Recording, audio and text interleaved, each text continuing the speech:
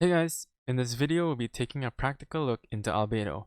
Now, I know I'm late to the party and everyone is sort of in Ganyu and Xiao waiting room since the Albedo banner is ending and all, but I'm hoping maybe this will help out somebody.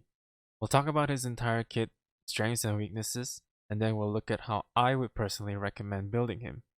Note that these clips are recorded without food because it's a pain in the ass to use them consistently and Abyss does not let you use them, so I never got into the habit of using food. There are some Abyss clips though, since we'll look at how he does in Abyss as well. So let's begin. Now, looking at Albedo, it's pretty easy to say that he'll be a good burst character, but if you look a bit more closely, he's much more interesting than simply a burst character. When you do build him as a burst, all kinds of problems happen, especially at Constellation 0.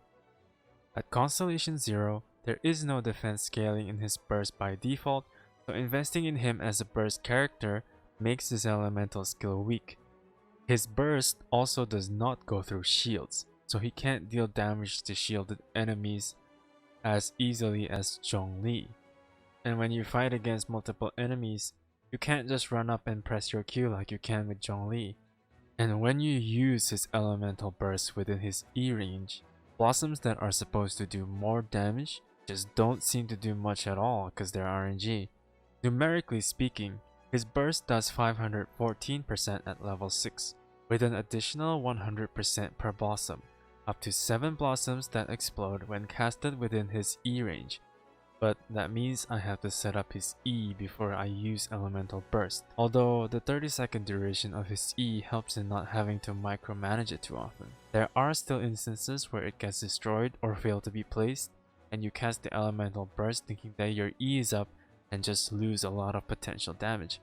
This synergy makes Albedo a 2-button character, and I find that it's just not practical to build him as a burst character when there are characters like Zhongli who can just instantly run up to enemies, press Q and use elemental burst and do the job better. It also has altitude problems, where it will only hit enemies that are on the same level and in front of Albedo. It will not hit enemies below or above Albedo, unlike Zhongli's elemental burst where it targets everything within his circle. When we look at his elemental skill here, we'll see how effective Albedo can actually be, and how Albedo isn't particularly balanced, but he isn't overpowered either. You can see that it does a ton of damage, and he doesn't even need to be in the field as an active character. So even if your current active character isn't really built, everything is still dying without much effort because of those explosions, including everything in Abyss. I would love to have one Albedo for each team, since in the current Abyss, Geo is extremely favored. His elemental skill also has a huge range, and when you put down this really clunky platform flower thing, it does an initial damage that scales normally with attack, and when you attack within the circle, it creates an AoE damage bloom explosion. This explosion has a cooldown of 2 seconds, and you deal a significant amount of damage based on Albedo's defense. At talent level 8, it scales 200% of Albedo's defense into damage. This skill is what makes Albedo shine.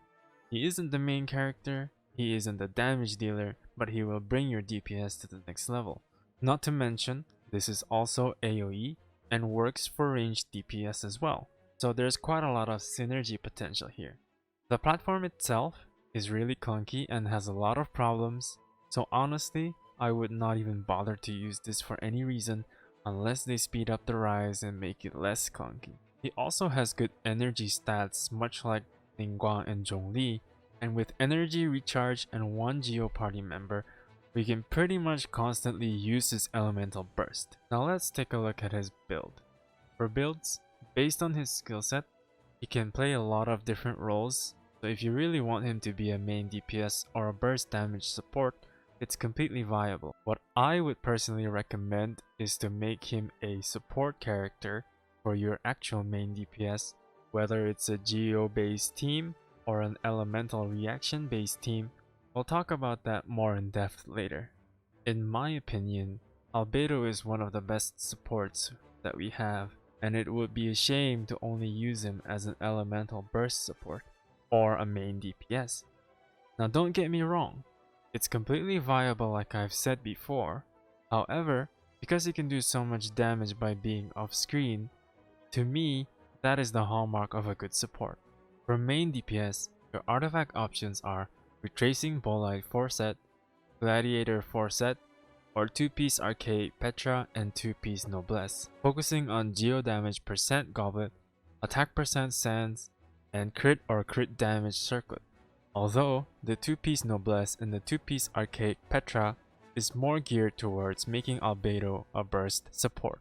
When using Albedo as a full support, the 4-piece Noblesse or 4-piece Archaic Petra becomes a much better option. Whether to use the 4-piece Noblesse or the 4-piece Archaic Petra depends on your team composition. As a support, you'd be focusing on defense percent Sands and defense percent Circlet, as they seem to yield better results than using attack percent Sands or any crit Circlet. I want to emphasize that Albedo is extremely valuable because of his degree of flexibility. He is extremely practical and can be used in just about every way possible, which I found makes investing in his character quite a worthwhile endeavor. And no matter how you build him, you would still always want defense as a substat, especially when you're Constellation 2, in order to take advantage of all of his defense scaling. And if you're not really feeling like grinding artifacts, you could actually find defense percent main stat or artifacts where you've obtained defense and just stick it onto Albedo, which makes building Albedo extremely cheap, as you can use pieces that you have lying around without really worrying about his set, and still be highly effective as a support. Weapons wise, energy recharge weapons are close to best in slot, especially as an F2P option, like the Festering Desire, which is obtained from Albedo's and Dragonspine event, which increases elemental skill damage by 32% and elemental skill crit rate by 12%. Or you could just build the Harbinger of Dawn, which is a 3-star weapon that you can obtain from the gacha. Reportedly, this weapon is his true current best in slot, but I find that the Festering Desire works just fine and I don't see the need to invest in a 3-star weapon with my resources. Of course, you can probably use any 5-star weapon that you have, or even the Black Sword, which you can obtain from the Battle Pass.